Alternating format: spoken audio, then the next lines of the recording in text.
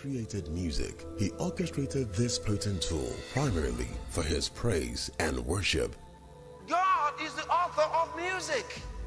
Music is for worshiping and praising God. That's the primary thing it's supposed to do. But there was a distortion in this divine plan. When the enemy said, "I will ascend above the heights of the clouds, I will be like the Most High." But he was cast down from heaven. Being a master of deception, he has stoutly distorted and corrupted the beautiful gift of music as he desperately leads many astray by deceptively instilling in the minds of the unsuspecting a culture of satanic worship through the use of symbolisms in music. One of the areas you must be very careful is in music. Symbolisms. Music. And I've warned, and you need to take this seriously. These symbolisms show up in imagery that lure many into worshiping occult practices, promote sexual perversion, and other immoral vices such as drug addiction and drunkenness. And in lyrics that blaspheme and glorify rebellion against God and His Word.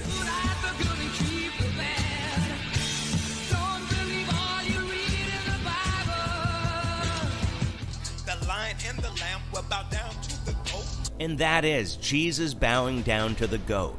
Once again, goats are unbelievers, or at worst, Satan or the Baphomet. And even if it did mean greatest of all time, it makes no sense to have Jesus bowing down to himself. Unwittingly, the young and unsuspecting rave about these and idolize the bearers of these demonic depictions. When it comes to music and dance, they're connected to your emotions, directly connected to your soul. And that's what Satan wants. He wants to make connection with your soul. And the ultimate plan is to deter us from getting to relate properly with God and to get us to be a worshiper of the devil. You can't help but come to the conclusion that there is a purpose-driven objective on behalf of these people to communicate a specific idea to the audience. They are telling a story, and that story, that narrative, is deeply rooted in occult symbolism, and it's putting it out on blatant full display, and it's mocking Christianity. In 1946, which was 76 long years ago, a Satanist by the name of Alice Bailey, who was also regarded as one of the founders of the New Age movement, wrote a 10-point charter to destroy and eliminate Christianity so that the New Age philosophies may become the one world religion for the world. The 10-point charter by Alice Bailey are as follows. Number 1. Take God and prayer out of the education system. 2. Reduce parental authority over the children. 3. Destroy the Judeo-Christian family structure or the traditional Christian family structure. 4. If sex is free, then make abortion legal and make it easy. 5. Make divorce easy and legal. Free people from the concept of marriage for life. 6. Make homosexuality an alternative lifestyle. The base art. Make it run mad. 8. Use media to promote and change mindsets. 9. Create an interfaith movement. Number 10. Get governments to make all these laws and get the church to endorse these changes. Unknown to many, music and arts have been exploited as major tools for driving this sinister agenda for several years. Tragically, some of these things have crept into the Church of Jesus Christ. Music that is not of God. I say it's very dangerous to go into some kind of music that is basically worldly, not known to be Christian, and then we want to Christianize it. How worldly should we get to win the world? How worldly should we be to to win the world. How far should we go to get their attention? We have to be like them to do so? That is a confession of your spiritual bankruptcy. Because if you were full of the Spirit, just think the very thought of it. If the apostles said, you see, we have to be like the Pharisees to win them. That's not what Paul was saying when he talked about being like a Jew. That's not what he meant. But we don't have to now be like them. We don't have to have their music for them to listen to our music. We don't have to dance like them for them to think like we're dancing for God. I believe that if you love God, then you wouldn't be a friend of the world. And I was a friend of the world. And I listened to different rappers. All these different rappers, not thinking about the lyrics of what they were saying, bro. And so because of that, when I've heard nothing but lustful actions towards women, my parents and the Bible teaches you to respect women and wait towards marriage, but because I was listening to that music, guys, I was more prone to actually have sex before marriage, you know what I mean? Because you have to realize that our subconscious mind holds 95% of our brain, bro. A lot of people don't get that. So not only their conscious thoughts now, it's going into their subconscious. The guy is sleeping and is dreaming things he should not be dreaming of. Music, particularly among adolescents, is a very powerful motivator of behavior. It wasn't so long ago that an entire war was turned on the basis of youth music with Vietnam. And music was really central to the counterculture and the culture that rose up and said, we're not going to take this anymore. I don't think we should underestimate the power of music, because music touches the limbic system, or the emotional system of our brain, which actually, though slower than other parts, can overwhelm all of the other parts. We can't expect a system to be put together that will perfectly protect us. We need to protect ourselves. We need to be aware that these media change us and affect us. In the process of time, the demons start coming into their lives, because it's an invitation to devils. First, unclean thoughts.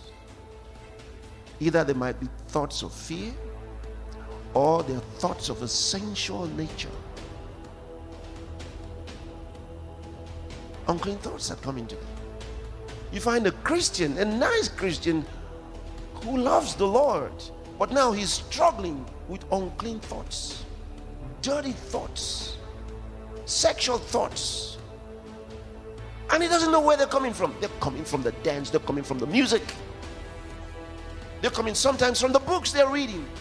How does Christ come into the heart of a man? When you believe in Jesus Christ, he comes into your heart. You don't see the process. It's not like you have a feeling and then somehow you're witnessing that Christ is coming in right now. He's coming in. Oh, he has entered. No. Just by believing. All you do is you open your spirit to God, the Lordship of Jesus Christ, and bam, that's it. The light of God has come into your heart. The same process. You open those things and you're looking at things that the demons have inspired. Once your heart goes out to them, that's it. You have demons following you from then on. I said reggae, for example. Where did it come from? What's the source of reggae music? Music is psychology, see?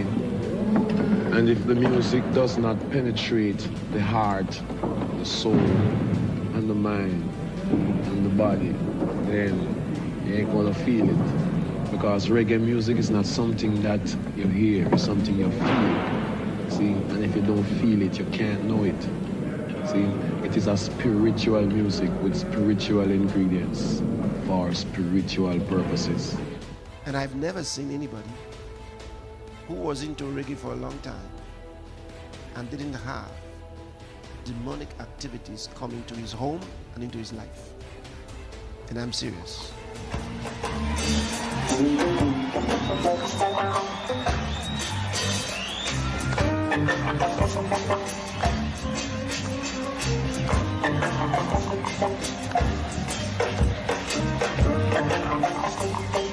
So don't deceive yourself. So, oh, well, God has called me into this. If God is calling you into something, it needs to be pure. It needs to be from God. It shouldn't be something that's going to be bringing devils into your life. But reggae is not the only one. Have you ever noticed juju worshippers? They drum a lot. They drum a lot. And they dance a lot.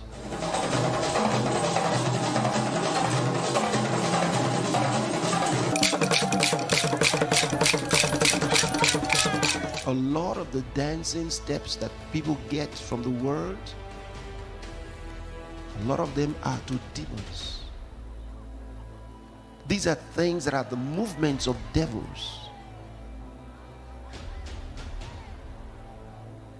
I've dealt a lot with people with evil spirits. Some of you may have been in some meetings where we're doing those things. The moment I start addressing the evil spirit, you see some, they start dancing. And the guy or the girl is not in control. They go like this. How many of you have seen them? And you think they're going to fall. They can bend in an awkward way and still be standing. Why? Because it's not them, it's the evil spirit. And they're twisting themselves in some funny way. If you began to drum for them, they'll show you their dance. The same dance that they do at the shrines.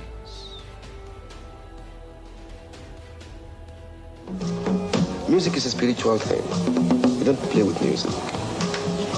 If you play with music, you will die young. You see, because when the higher forces give you the gift of music, musicianship, it must be well used. I get possessed by the spirits. I get possessed by the spirits. Right before I performed, I raised my hands up, and it was kind of the first time I felt something else come into me. Felt something else come into me. And so I sold my soul to the devil. Sold my soul to the devil. It appears that it is these demonic beings that energize Jackson when he hits the stage. Jackson stated, quote, "When I hit the stage, it's all of a sudden a magic from somewhere that comes and the spirit just hits you and you lose control of yourself." Then there's this other kind of music. I watch the young people and I see that they've taken it into the church, and when they're dancing and they have their hand here. Have you seen it? Have you seen it? Very stupid dance. Very stupid dance. Very offensive dance. And they've carried it from the world and brought it into church. The reason I'm telling you this is about symbolisms. There are dances that people have and they're doing them in churches, but these dances are demonic. They're inspired by demons. And they're being danced in churches by so-called musical leaders and music, whatever they call themselves. What's actually happening is these are offerings and libations that are being offered to Satan through symbolisms. And demons thrive on these offerings. You have to understand. You have to understand. Demons feed on worship. So desperate is the adversary in this quest that he also seeks to lure, deceive, and culture innocent children into offering satanic worship from an early age by infusing subliminal messages and symbolisms in music and films targeted at children. Satan's not an evil guy. He wants you to learn and question why. He wants you to have fun and be yourself. And by the way, there is no hell. Science is important, so we understand the world. Satan looks for truth. Let's help him, boys and girls. Satan's not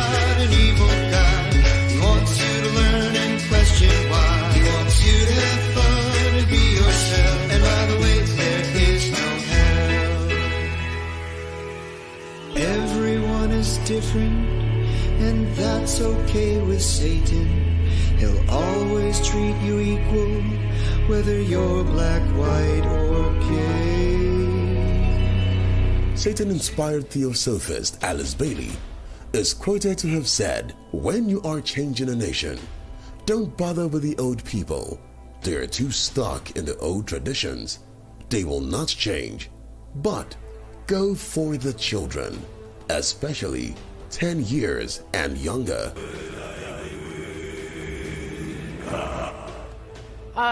Does this look wholesome to you? This video alone could freak out parents, but the Satanic Temple is trying to reach students by getting into elementary schools nationwide. The group says it's an alternative to a Christian-based after-school program. Denver 7's Mark Boyle's been looking into this, and Mark, they say it's a kid-friendly club. That's right. Hard to believe, but that's exactly what they preach here. And this is the parental permission slip that they're handing out so your kid can participate. Here's the After School Satan website. They even have a children's book dedicated to this. Now, they say there are some wholesome activities and lessons to be learned, but others believe it has no place around children. It could turn into one hellish extracurricular activity. That is, if the Satanic Temple has its way. We're not actually talking about Satan and Satanism because we have no interest in converting. It's just that in our religion, science and reason is what is the most valued. We do not believe in an actual devil. In our clubs, we do not do any sort of rituals or devil worshiping or any kind of like sacrificing of goats, all the scary things that are kind of made up in people's heads. We simply, where kids can be kids, where they can interact with other children. But there is obviously a lot of concern here. Some, like Liberty Counsel founder Matt Staver, say the club is nothing more than a bunch of atheists trying to fight back against Christian-based after-school programs. This particular so-called Satanist club is not wanting to be there to express a viewpoint. They're wanting to disrupt the process. I want to say that everybody's entitled to their beliefs. However, I feel like that's just a little odd. They already took, God out of schools, but now they're going to allow Satan in. It's just crazy. We're disconnecting Satan and his works from the nations, from the cities. We're disconnecting him. And he cannot proceed.